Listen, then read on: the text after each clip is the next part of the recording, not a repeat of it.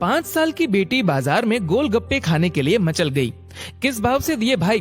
पापा ने सवाल किया। गोलगप्पे वाले ने जवाब दिया, 10 रुपए के 8 दिए साहब। पापा को मालूम नहीं था गोलगप्पे इतने महंगे हो गए हैं। जब वे खाया करते थे तब तो 5 रुपए के 10 मिला करते थे। पापा ने जेब में हाथ डाला, 15 रुपए बचे थे।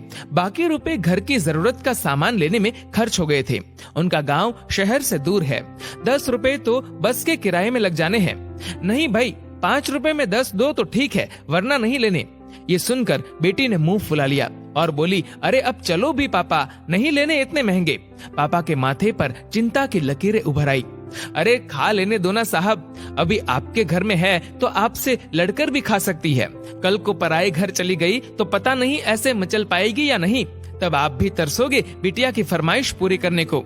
गोलगप्पे वाले के शब्द थे तो चुभने वाले, पर उन्हें सुनकर पापा को अपनी बड़ी बेटी की याद आ गई, जिसकी शादी उन्होंने 3 साल पहले एक खाते पीते पढ़े लिखे परिवार में की थी। ससुराल वालों ने पहले साल से ही उसे छोटी छोटी बातों पर सताना शुरू कर दिया था। 2 साल तक वह मुट्ठी भर भर के रुपए उनके मुंह में ठूसता रहा, पर उनका पेट बढ़ता ही चला गया और अंत में एक दिन सीढ़ियों से गिरकर बेटी की मौत की खबर ही मायके पहुंची। आज वह छटपटाता है कि उसकी वह बेटी फिर से उसके पास लौट आए और वह चुन चुन कर उसकी सारी अधूरी इच्छाएं पूरी कर दे, पर वह अच्छी तरह जानता है कि अब ये संभव नहीं है। दे दूं क्या बाबूजी? गोलगप्पे वाले की आवाज से पापा की तंद्रा टूटी। गोलगप्पे वाले से बोले, रुको भाई 2 मिनट। पास ही में किराने की दुकान थी जहां से उन्होंने घर के लिए जरूरत का सामान खरीदा था। वे तुरंत उस दुकान पर गए और खरीदी गई 5 किलो चीनी में से 1 किलो चीनी वापस की तो 40 रुपए जेब में बढ़ गए। फिर ठेले पर आकर पापा ने डबडबाई आंखें पोंछते हुए कहा, अब खिला दे भाई। हाँ, तीखा जरा कम डालना, मेरी बिटिया बहुत नाजुक है।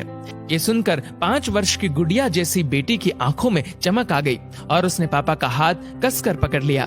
जब तक बेटी हमारे घर है उसकी हर इच्छा जरूर पूरी करे, कोशिश करे उसे हर संभव खुशी देने की। क्या पता शादी के बाद उसकी कोई इच्छा पूरी हो पाए या ना हो पाए।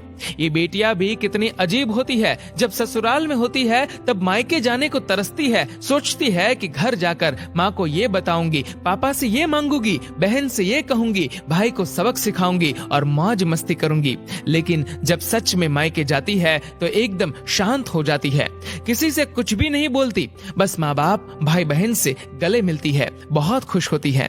भूल जाती है कुछ पल के लिए पति और ससुराल, क्योंकि एक अनोखा प्यार होता है मायके में, एक अजीब कशिश होती है मायके में। ससुराल में कितना भी प्यार मिले, माँ बाप की एक मुस्कान को तरसती है ये बेटियां।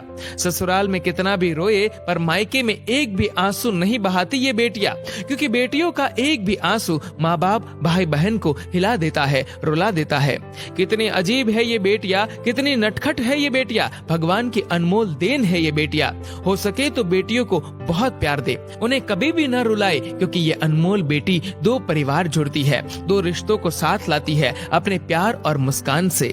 ईश्वर से प्रार्थना यही है कि सभी बेटियां खुश रहे हमेशा, भले ही वो मायके में हो या ससुराल में। खुशकिस्मत है वो लोग जो बेटी के बाप है, उन्हें भरपूर प्यार दे, दुलार करे, और यही व्यवहार अपनी पत्नी के साथ भी करे, क्योंकि वो भी किसी की बेटी है जो अपने माँ बाप का घर छोड़कर आपके साथ पूरी जिंदगी बिताने आई है।